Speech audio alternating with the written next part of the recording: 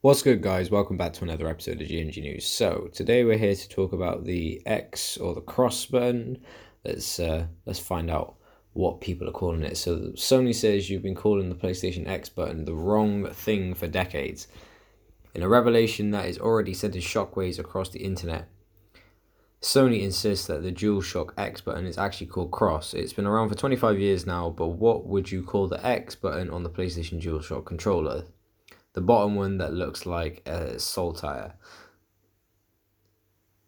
According to Sony's own internet poll, 81% of you call it X, pronounced X, but apparently that's wrong.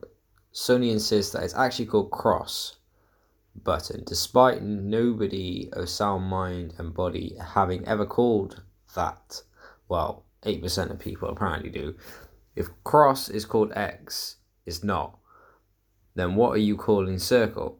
Asked PlayStation UK, presumably implying that some people call it O, as in the letter, which clearly nobody ever does.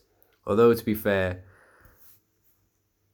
all three of them buttons are definitely geometrical shapes, so in that sense, I guess maybe cross makes more sense. Except in a stunning final twist, it turns out that if you open up the old DualShock controllers, then the buttons is actually labeled as fork, which doesn't make any sense to either side of the argument. Sony has been using the basic DualShock design for over 2 decades now, but when the PlayStation 5 is revealed next year, perhaps we'll finally see a redesign, although whatever it looks like, it will almost certainly still have an X button, whatever you decide to call it.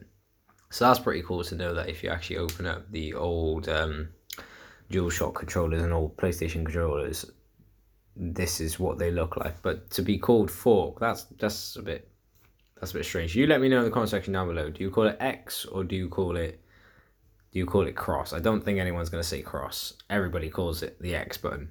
The X button is normally used for like the jump button.